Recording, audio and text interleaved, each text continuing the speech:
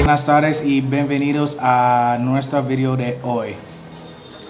JK. This video is for you guys on my channel. First of all, thank you. Thank you for the comments. Thank you for the likes and the support. If you're new to this channel, if you're just swinging by, drop a like on this video, subscribe, and I hope you guys enjoy the content. Now, this video is to share my steps or my so-called secrets on how I became a fluent Spanish speaker and how I gained enough confidence to move out of New York and to come live here in the Dominican Republic in a Spanish-speaking country, obviously. So let's get right to it. Number one on my list is take the leap. And when I say take the leap, I mean don't be afraid. Don't be afraid to make mistakes. Don't be afraid to think that you're too old or you're not in the right place to learn a new language, because I promise you, once you kick down that door that's holding you back of, man, I can't learn Spanish, or Spanish is too complicated. Trust me, once you prepare your mind mentally like you got this, you can move forward. You can learn a new language. It's just amazing. The mind works wonders. Be afraid to learn. Don't be afraid to make mistakes. And trust me, I've made plenty of mistakes. I still do, because Spanish isn't my native tongue, but sometimes I make mistakes on the pronunciation or the R, you know, rolling the R. But with time and practice and consistency, get it. You will. I got it. Once I got over my fear, I want to say I became a fluent Spanish speaker in about 5 to 6 months. And I was practicing before I moved out here to the Dominican Republic. Ahora, número dos en nuestra lista. Number 2 on the list is change your environment. And when I say change your environment, I don't mean get up and move right now. Okay, de esa día yo también. Aquí mucho. But I mean change your environment. What you do in your day-to-day, whether that's streaming, listening to music, however, whatever you're bringing in through these ears that's in your language, your primary language, change it. Now, I'm sure all of you guys are like, Chapapa, how do I change my environment of what's coming in to these ears? How do I change the primary focus of English? Easy.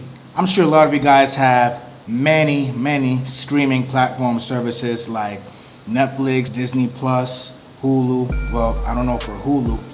But what I have done personally is I first started out on a show that captures my interest, or it could be a show that I've loved, that I've watched already.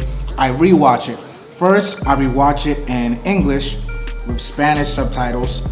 Then I rewatch it, I watch something else. I should pick another show to watch in Spanish with English subtitles. Te queremos mucho, hijo. Sí, padre. Oh, y mañana podrías convertir a Flanders en chuleta. Yo hago el resto. Sí, padre. Por fin, una familia funcional. And then when I felt like I got the gist, I got the names, the emotions, the accents, and the pronunciation down pat, get rid of the subtitles. Get rid of the subtitles. Oponiéndote filosóficamente al predeterminismo, invadiendo áreas prohibidas de Disney Plus, ocupando 2 lugares en el estacionamiento de Goofy, siendo más popular que todos los héroes, hablando como... And that goes back to number 1. Do not be afraid. Do not be afraid. And once, it'll work more with series that you're more accustomed to, or you know the words, or you know what's gonna happen. But I don't want you guys to get played out or, you know, bored, because there's a lot of good shows that I recommend. By watching a series or a movie or anything where you can control the language of what you're hearing and what you're reading, once you get up to that step where you're comfortable, where you know, like, okay, ahora nos vamos por allá, or que vamos a hacer esta noche. Once you get to what words mean what because of the help of the subtitles and switching things around, watch something without the subtitles. Watch it. Take your time. Take your time. It's not a race. If you don't get it the first time, just go back to the last step that you felt more comfortable at, and then just try it again.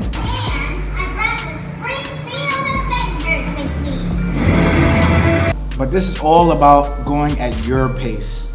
So in number 2, we're going to include going at your pace. For music, I did have to invest a bit of money, but that was because I was so certain that I would be moving out here. I invested a bit of money in this process. Let me explain how. I'm sure many of you heard of the satellite radio subscription Sirius XM. Well, I went out while I was still living in New York and I purchased a subscription for Sirius XM. And at first I was listening to Shade 45, you know, all the hip hop stations, but I found this gold mine of a channel called, number 158, called Caliente on Sirius XM. And from then on, driving to school, driving wherever, I will listen to Caliente Sirius XM. I listen to music, commercials. There's not a lot of commercials on Sirius. That's what's so great about satellite radio. But I'll listen to music, I'll listen to interventions, I'll listen to interviews, all in Spanish. And what's great about this channel is that sometimes they'll even speak a little bit English in between. And that goes back to changing your environment. Change your environment. Your environment, really. I'm listening to Spanish in traffic, going here, going there, picking up friends. I'm listening to everything Spanish with what I'm watching and what I'm reading in my streaming or in my free time. So that comes with changing your environment. With that, I feel that personally helped me propel a little bit faster than I normally would have if I would just, focus my time on watching and reading. Which brings me a el último paseo, our third and final step. Work, work, work. That means do it in your free time, do it whenever you have a breather, do it when you don't feel like doing it, just put in that work.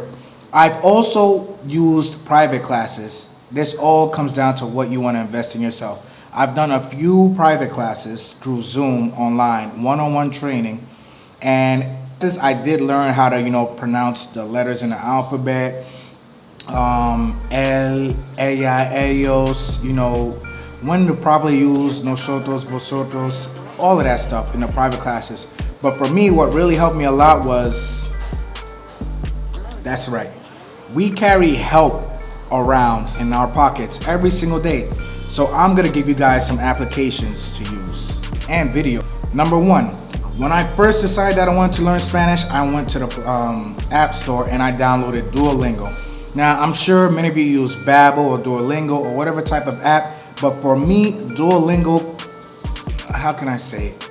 Connected with me the most, plugging in the words, having to type in the words, having the application talk to me, how to pronunciate. I use Duolingo. I paid for it for a little bit of a while, and then after I felt like, I was good, it helped me a lot with phrases, especially with the phrases, like just day-to-day things that you need to know, como ¿Dónde está el supermercado? Or ¿Qué año tiene tu abuelo? Or even teach you things for dating. All of my dating lines I learned through Duolingo, like, ¿Estás soltera? ¿Tienes novio? All that stuff through Duolingo. One free platform I use though is right here on YouTube, and this is no promotion. I'm not getting paid. I don't even know the guy, but I just want to say thank you. Thank you to Spanish with Paul. We all have our different ways of learning. Some things resonate more than others, but for me, I watched a lot of Spanish with Paul. Even not watch, I listened. I'll plug it in the Bluetooth radio, drive, and with Spanish with Paul, you guys can go check it out on YouTube. He'll say a phrase, he'll teach you the translation, and he'll tell you to say it back to him, and then it'll get more complicated as you go along. Complicated as saying whole sentences, and you have to say it. But what's good about it is that you could do lessons over and over and over. So after my private Spanish class in Duolingo, I graduated to Spanish with Paul on YouTube. And the last step I did was practice. Practice. I started speaking Spanish with my Spanish-speaking friends. Whenever I travel to the Dominican Republic, I try not to use my Google Translator as much. I try to speak the language. And to be honest, speaking the language as opposed to going to your phone goes a long, long way here. Not just for the ease of thing, but the people here, like, they, all right, they give like a little bit more respect. They appreciate the fact that, you're not perfect or it's not your native tongue, but you're trying to speak the language. And that could go a very, very long way here. I was in New York. I would purposely go to the restaurants where I know they just solely spoke Spanish or, English was their first language. And I would practice. I'd start off like, I'd walk and be like, Hola, ¿cómo estás? Una mesa para dos, por favor. Una mesa para tres, por favor. You know, just things like that. You just gotta go out of your way. You put yourself in the field. And you just gotta keep at it till you feel like you perfected your craft. Those are all the steps of how I personally learned Spanish in about 5 to 6 months. Obviously, when I moved out here, you know, I started learning more of the Dominican Republic, you know, que lo que, or, you know, more like the street Spanish English, not proper Spanish, but it works in Google Translate, so I guess it's still Spanish. But I'm telling you, just being somewhere physically or putting in that practice, going out, listening, watching, it will help you. But just ditch the fear. Take that leap, and I promise, for those of you looking to learn Spanish, it's easy. Drop a comment down below if you're ready to take that step to learn Spanish, or any questions or anything else. I hope this video was very informative to you guys. Hope they helped you guys out a lot. Maybe, you know, drop a comment. We'll talk on the side. I might start, you know, just online Zoom classes for Spanish. Who knows? If I have enough people, I have the time, I might do it. I feel like at that level enough donde yo pueda enseñar a la otra gente también. So, see you guys later.